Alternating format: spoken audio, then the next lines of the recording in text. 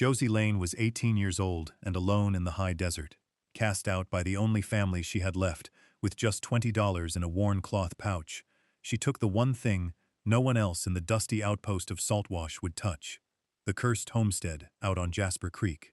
They said the place was poison, a patch of ground that swallowed hope and left only bleached bones.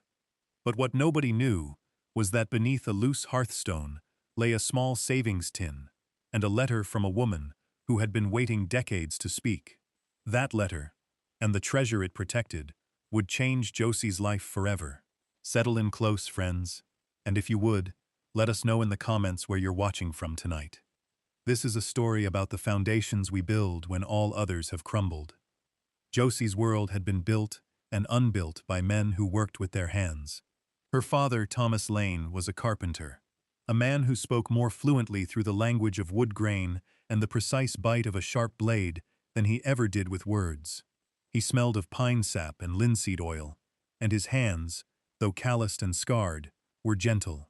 From the time she was old enough to stand on a stool beside his workbench, he had taught her. He didn't offer lessons in the way a schoolteacher might, with charts and recitations. He simply worked, and he let her watch, and when she was ready, he let her help. He taught her how to read the tension in a piece of timber, how to drive a nail in 3 clean strokes, how to sharpen a saw until its teeth whispered through oak. The first tool he ever let her use on her own was a small dovetail saw, its brass spine heavy, and its applewood handle worn to a silken patina by his grip.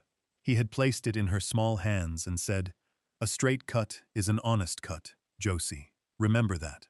That saw, light and perfectly balanced, became her most treasured possession, a tangible piece of his quiet, steady love. Her mother, Eleanor, had a different kind of knowledge. She knew the desert, its secret language of herbs and roots. She taught Josie which plants could soothe a fever, which could be pounded into a poultice for a wound, and which, when steeped in hot water, made a tea that could settle a worried mind. While Thomas built walls to keep the world out, Eleanor showed her how to find sustenance and healing within it. Their life was a small, tightly woven thing, held together by the rhythms of work and the vast, silent presence of the desert sky. But when Josie was 12, a fever swept through their small settlement, a dry, burning sickness that respected neither strong walls nor healing herbs. It took her mother first, quietly in the night. It took her father a week later, his big hands, for the first time, lying still upon the quilt. She was left with the dovetail saw, a book of pressed plants, and an ache so vast it felt like a hollow space inside her ribs. Her father's brother, Silas, took her in. Silas was a different kind of man entirely. Where Thomas had seen the soul of a thing, Silas saw only its use and its price. He ran a small freight business, and he viewed Josie as another piece of inventory, useful for mending harnesses and keeping his dusty ledgers, but ultimately a cost. He was not a cruel man in the way of loud words or a heavy hand, but his practicality was a cold, constant pressure. He never spoke of her parents, never acknowledged the anniversary of their passing.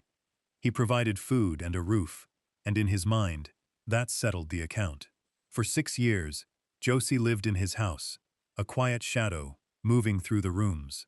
She did her work without complaint, her stitches on the thick leather of a horse collar, as neat and true as the dovetail joints her father had taught her to cut. She grew into a young woman who was observant and self-reliant, her grief buried deep beneath a surface of quiet competence. Silas saw her silence not as strength, but as a lack of spirit, a meekness that confirmed his assessment of her as a dependent. He never once saw the steel in her spine, forged in the quiet hours at her father's workbench. The end of her time in Silas's house came as quietly as it had begun. He had been making trips to a larger town to the east, and one day he returned with a woman in his wagon, a widow named Martha, with 2 young sons of her own. The ejection was not a dramatic confrontation. It was a simple, administrative decree, delivered over a supper of beans and salt pork. The air was thick with the unspoken. Martha's boys, loud and restless, had already filled the small house with a chaotic energy that left no room for a quiet niece. Silas cleared his throat, not looking at Josie, but at a spot on the wall just over her head. "Martha and I are to be married," he said, his voice flat. "Her brother is buying the freight business. We'll be moving east to join his enterprise." He paused, taking a long drink of water. "There isn't room for you in the new arrangement."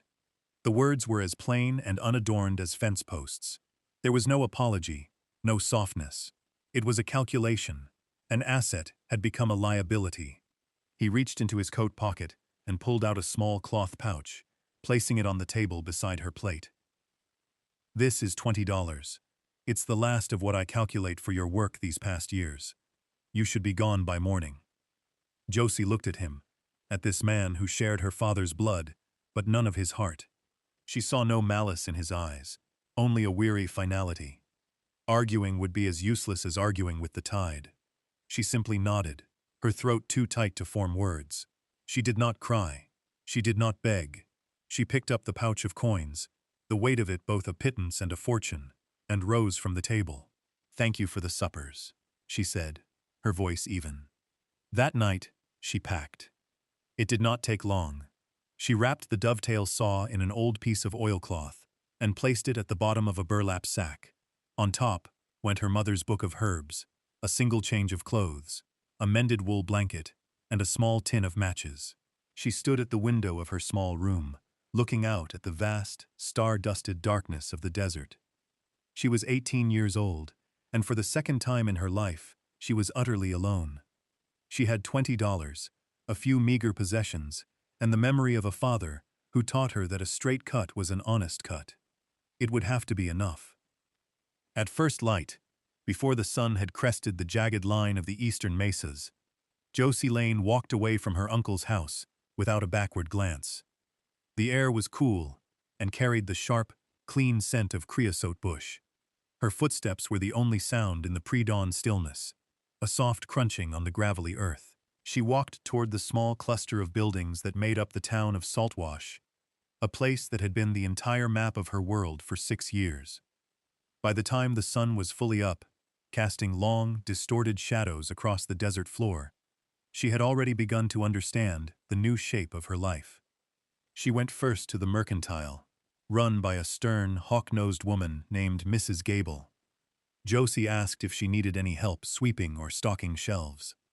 Mrs. Gable looked her up and down, her eyes lingering on the burlap sack. "Silas has sold up," she said. It wasn't a question. News in a town like Saltwash traveled faster than a brush fire. "We've got no paid work." The dismissal was polite, but firm. At the livery stable, the owner, a man named Henderson, barely looked up from the hoof he was shoeing. "Got a boy already," he grunted, the clang of his hammer against the anvil echoing the closing of a door. She tried the small boarding house, thinking perhaps she could work for a room, but the woman there just shook her head, a flicker of pity in her eyes that was somehow worse than the outright rejection. In the space of a single morning, Josie became a ghost in her own town. The people she had seen every week for years now looked through her. They knew Silas had cast her off, and in their rigid, unforgiving world, an unattached young woman, with no family and no prospects, was a problem, a loose thread that might unravel the tightly woven fabric of their community. She was no longer Josie Lane, the carpenter's daughter. She was just a girl with a sack, a stray to be shooed away. The sun climbed higher, beating down on the dusty street, and the heat became a physical weight. Josie bought a small loaf of bread and a canteen of water from Mrs. Gable, the coins from her pouch feeling impossibly light in her hand. She sat in the sliver of shade offered by the town's water tower and ate slowly, forcing herself to chew each mouthful. It was then that she heard the men talking. They were teamsters, lounging near the livery, their voices lazy in the afternoon heat. "Heard Silas Lane finally unloaded that niece of his," one said. "About time," another replied. "Never knew what to make of that one." Quiet as a stone. Then a third man spoke, and his words snagged her attention. "Wonder where she'll go. Only place left for someone with nothing is the old Vargas homestead." A low chuckle ran through the group. "Might as well go dig your own grave. That place is cursed. Creek went dry, and they all died of thirst, right in their beds." The story was a piece of local lore, a ghost story told to frighten children. But to Josie, it sounded like a direction, a place, a name. She finished her bread, tightened the strap of her sack, and walked back to the mercantile. Mrs. Gable was polishing the glass on her counter. "The Vargas homestead," Josie said, her voice clear. "Where is it?" Mrs. Gable stopped her polishing and looked at her, truly looked at her, for the first time that day.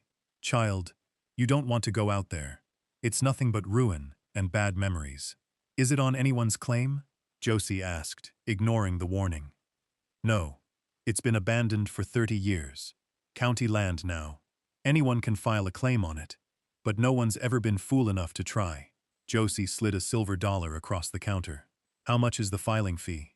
The older woman stared at the coin, then at Josie's determined face. A long silence stretched between them. Finally, Mrs. Gable sighed. $20, she said softly. "It would take everything you have."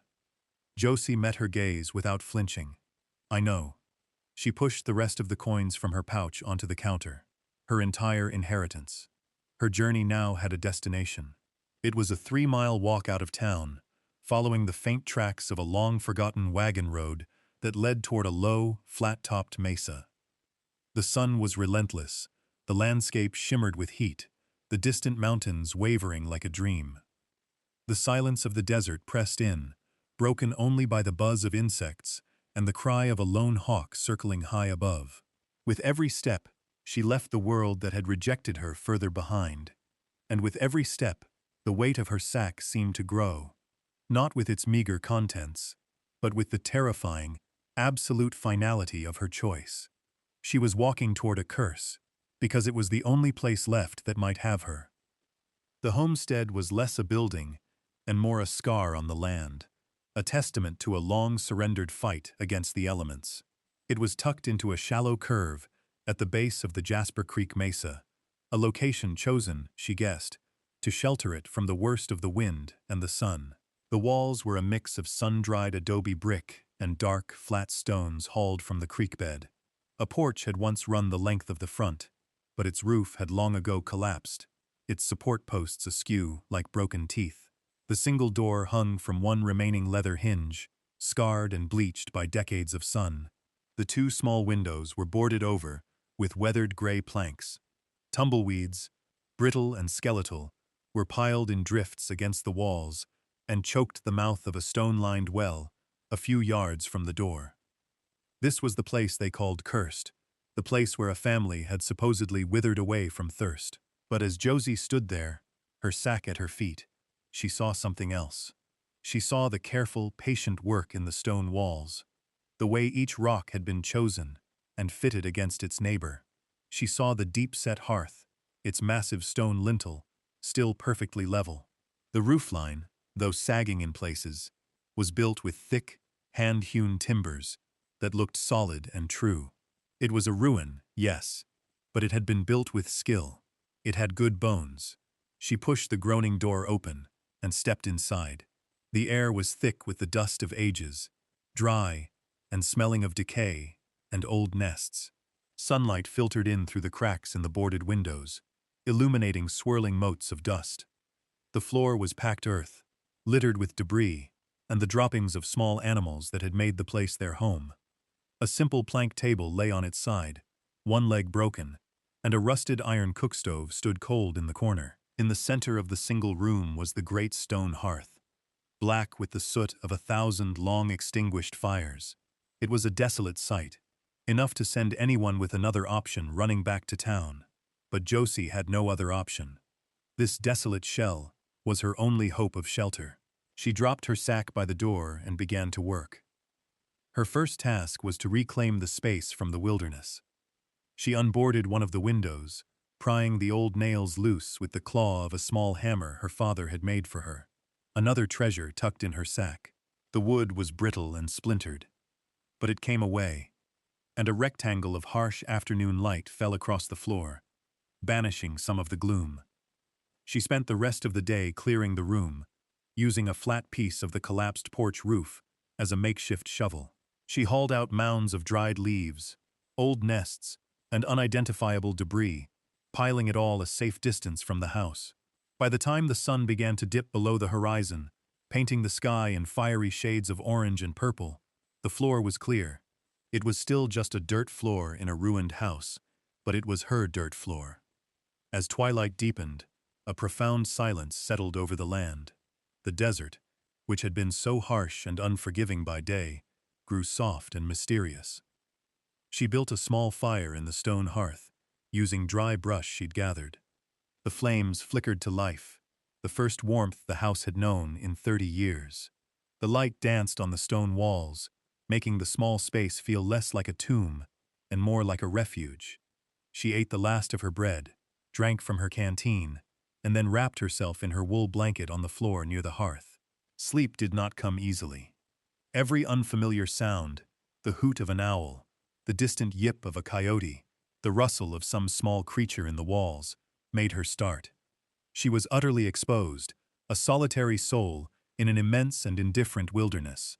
She clutched the handle of her father's saw through the burlap of her sack, the smooth wood, a familiar comfort in the overwhelming strangeness. She thought of the story the men told, of a family dying of thirst.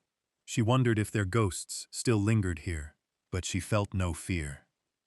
Only a deep, bone-weary exhaustion, and a stubborn, flickering ember of determination. This place was cursed, they said. But for the first time since she had walked away from her uncle's house, she felt the faint stirring of something that resembled home. For 3 days, Josie worked from sunup to sundown, fueled by a grim resolve. Her first priority was water. The story of the family dying of thirst haunted her, a practical fear more potent than any ghost. The stone-lined well, near the house, was her only hope. It was choked with a generation's worth of dirt, rocks, and the tangled skeletons of countless tumbleweeds. She had no rope or bucket, so she began the back-breaking work of clearing it by hand, climbing down into the shaft as far as she dared, and hauling out debris in her burlap sack.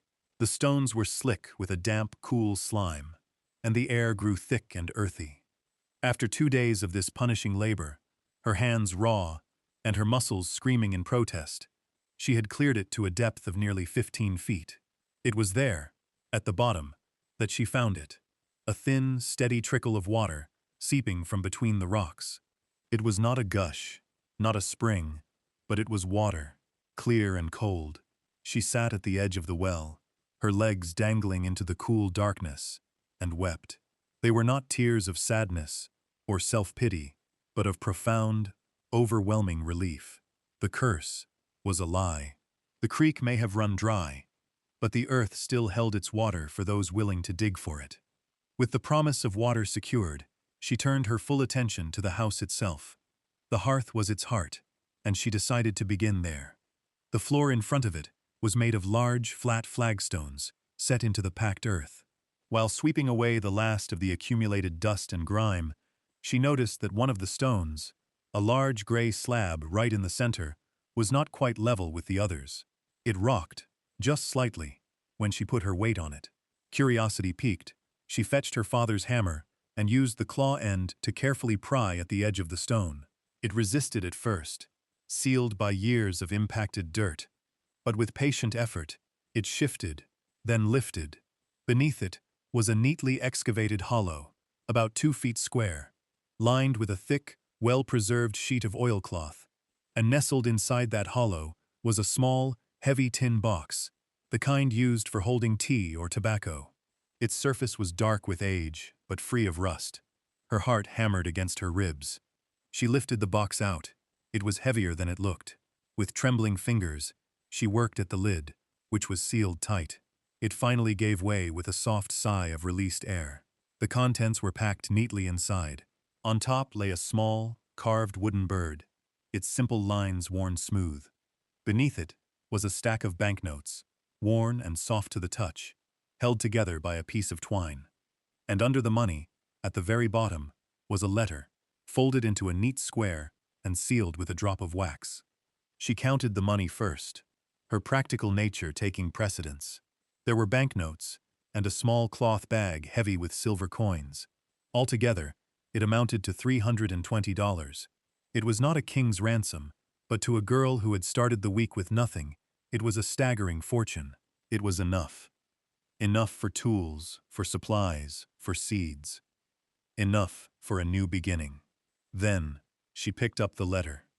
The paper was yellowed and brittle at the creases. She broke the wax seal carefully and unfolded it. The handwriting inside was elegant and precise. The ink faded, but still perfectly legible. It began without preamble.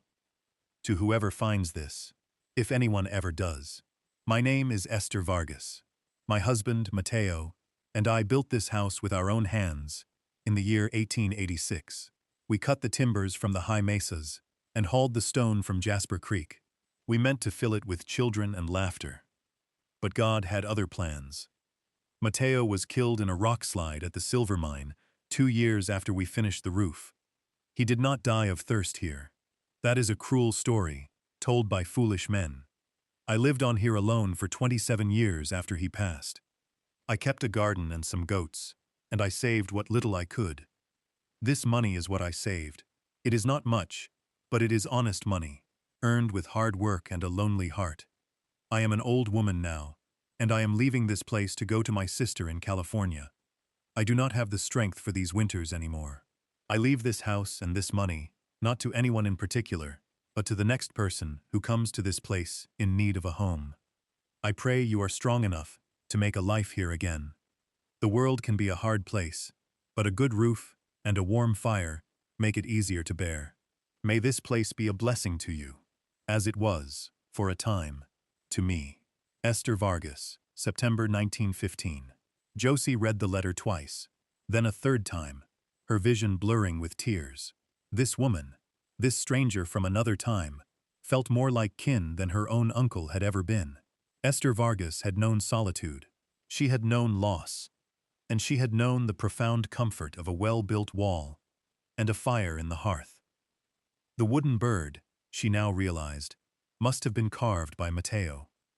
Josie sat on the dirt floor, the letter in one hand and the small bird in the other, and felt a connection that spanned the decades. She was not alone in this house.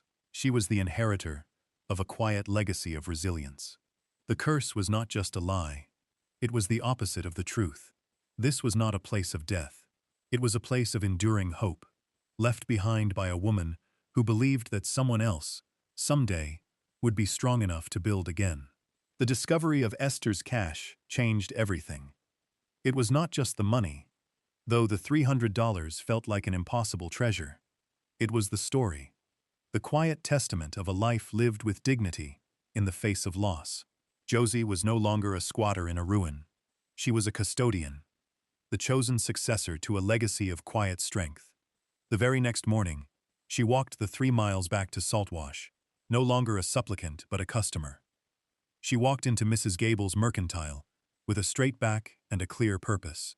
She laid a list on the counter: a new axe head, a shovel, 200 feet of good hemp rope, a bucket, nails in 3 sizes, a sack of lime for plaster, a pane of glass for the main window, and enough flour, salt pork, beans, and coffee to last a month. Mrs. Gable looked at the list, then at Josie, her eyebrows raised in disbelief. "This is a tall order," she said, her voice holding a note of suspicion. "I can pay," Josie said simply, and laid 2 $10 banknotes on the counter.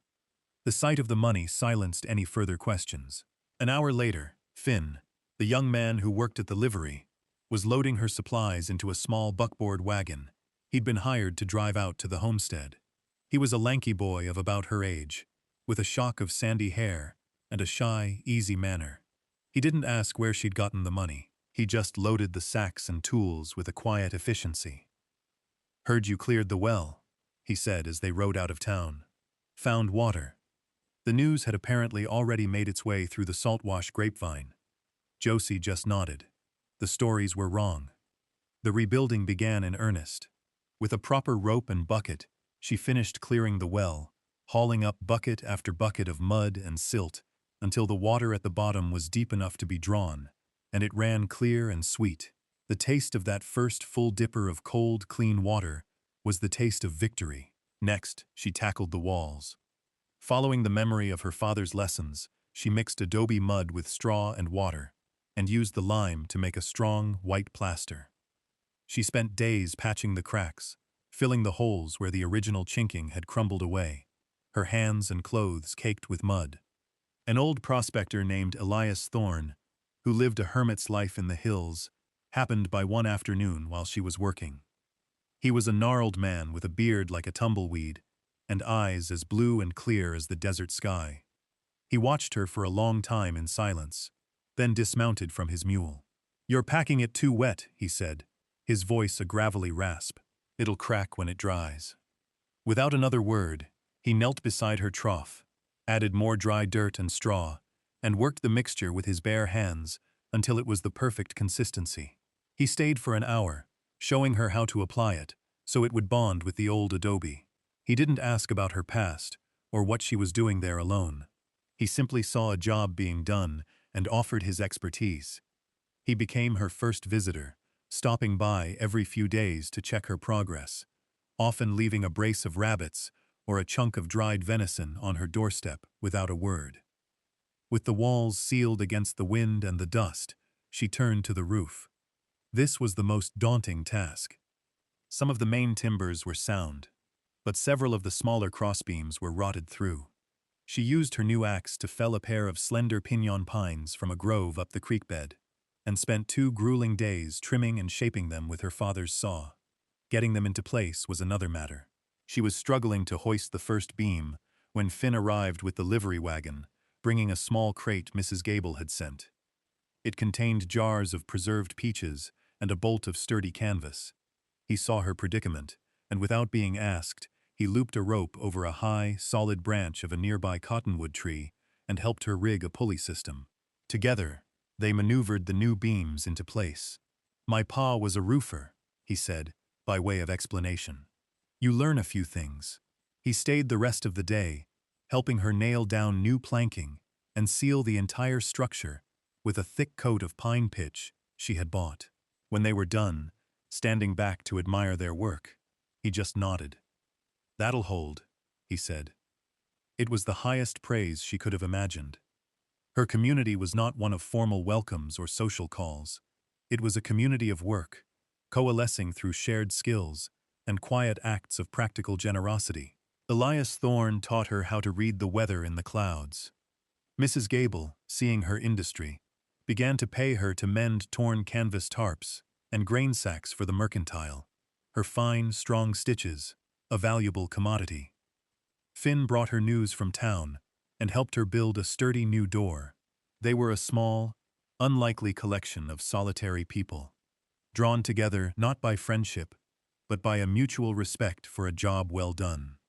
Each nail hammered, each bucket of plaster smoothed, was an act of creation, not just of a house, but of a life. The turning of the seasons marked Josie's own transformation. As the relentless heat of summer gave way to the crisp, cool air of autumn, the Vargas homestead was no longer a ruin. The new door, built of solid pine planks, hung straight and true on hand-forged iron hinges Finn had acquired from the blacksmith. The single pane of glass in the west-facing window caught the afternoon sun, casting a warm, golden light across the newly plastered walls. Inside, the house was sparse but clean. She had built a sturdy bed frame in one corner, a table and 2 chairs from salvaged lumber, and a set of shelves next to the hearth. The iron cook stove, once a rusted relic, had been cleaned and polished, and now it radiated a steady, comforting warmth. Esther Vargas's small carved bird sat on the mantelpiece, a silent guardian. Outside, a small but thriving garden grew in a patch of earth she had tilled and amended with rich soil from the creek bed. Rows of beans, squash, and corn stood green and healthy, a testament to the life-giving power of the once-choked well. The curse had become a punchline that Elias Thorne would deliver with a wry grin. "Cursed with sweet water and good soil," he'd rasp, sipping the strong coffee she brewed for him on his weekly visits. He would sit at her table, sharing stories of his prospecting days, his presence a quiet affirmation of her place in this wild landscape. Her relationship with the town of Saltwash had also shifted. Subtly, but profoundly. She was no longer the cast-off niece, the object of pity and suspicion. She was Josie Lane, of the Jasper Creek homestead. When she rode into town on the mule she had purchased from Elias, people nodded to her. Mrs. Gable no longer addressed her as child, but as Josie, and would set aside the best cuts of bacon for her. The mending work she did for the mercantile had earned her a reputation for being reliable and skilled. Other townsfolk began to seek her out for small repairs. A torn leather saddlebag, a split axe handle, a wobbly chair leg. They paid her in coin or in goods, and each transaction was a thread, weaving her more deeply into the fabric of the community. She had become a part of the local economy, a person of value. Finn remained a steady presence. He would often find a reason to ride out her way, sometimes bringing a book or an old newspaper, other times just to share a comfortable silence on the new porch she and he had built. He never spoke of the future or of feelings, but his quiet companionship was a balm to the solitude that had defined so much of her life. Small rituals began to anchor her days. The morning walk to the garden to check for new growth, the rhythmic work of grinding corn for her daily bread, the evening hour spent on the porch, watching the sky bleed color over the mesas as the coyotes began their nightly chorus. This was not the life of children and laughter that Esther Vargas had once dreamed of for this house. It was a quiet life, a solitary life, but it was not a lonely one. It was a life built not from a grand design, but from the patient accumulation of small, deliberate acts. She had taken a place of ruin and memory and made it a place of purpose and life. The homestead, once a symbol of her desperation, was now the source of her strength and her dignity. It was not just a shelter, it was a home she had earned, a testament to the truth her father had taught her all those years ago. An honest cut, an honest day's work, could build a world. One evening, as the last light of a spectacular desert sunset faded to a deep, bruised purple, Josie sat on the porch steps, a cup of chamomile tea warming her hands. A cool breeze, carrying the scent of dust and distant rain, stirred the leaves of the cottonwood tree near the well. Inside, the lamp she had lit cast a welcoming, buttery glow through the clean glass of the window. The house behind her felt solid, a warm and breathing presence at her back. She was holding her father's dovetail, saw in her lap, its weight familiar and comforting. The applewood handle was so worn from her own grip and his before her that it felt like an extension of her own hand. She ran a thumb over the brass spine, thinking of him, of his quiet patience, and the simple, profound lessons he had taught her. He had given her the skill to build, to create order and strength from raw materials. On the small porch rail beside her sat the little wooden bird that Esther Vargas had left behind, its form simple and elegant. She thought of this woman she had never met, a woman whose life had echoed her own in its themes of loss and endurance. Esther had not left behind skills of joinery or carpentry, but she had provided something just as essential: the means, the hope, and the profound, unspoken understanding of one solitary heart to another. She had left a foundation of faith, a belief that someone worthy would come to inherit her lonely vigil. And then she thought of Silas. She no longer felt the sharp sting of his rejection. The anger and hurt had long since weathered away, leaving behind a kind of distant, sorrowful pity. He was a man who saw the world only in terms of profit and loss, a man who would have looked at this homestead and seen only a worthless ruin. He could never have understood the wealth that lay not in the tin box, but in the sturdy stone walls, the sweet water of the well, and the deep peace of a home built with one's own hands. He had cast her out with $20, believing he was ridding himself of a burden. He had no idea he was giving her the key to her entire world. The dovetail saw, and the carved bird sat side by side on the rail, two small objects from two different lives, one a man she had loved and lost, the other a woman she had never known. Together, they represented the twin pillars of her new life, the practical skill to build and the resilient hope to begin again. They were the tools and the testament, the craft and the courage. Josie Lane was 18 years old, and had been cast out into the desert with $20 to her name. She had spent it all on the filing fee for a cursed and abandoned claim, the old Vargas homestead on Jasper Creek. It was the best $20 she ever spent. The land had not swallowed her hope. It had given it roots. The house had not been a tomb, but a seed. It had only been waiting for someone with the eyes to see its value and the hands to bring it back to life. She looked out at the vast, star-dusted canopy of the desert sky, a territory that was no longer frightening or empty, but was now simply the view from her own front porch. She was home. If Josie's story of finding shelter and strength in a forgotten place moved you, please share it with someone who needs to be reminded that new beginnings are always possible, often where we least expect them. And we'd love to hear from you in the comments. What is one skill you possess, taught to you by someone you admire, that could help you rebuild your own world if you ever needed to?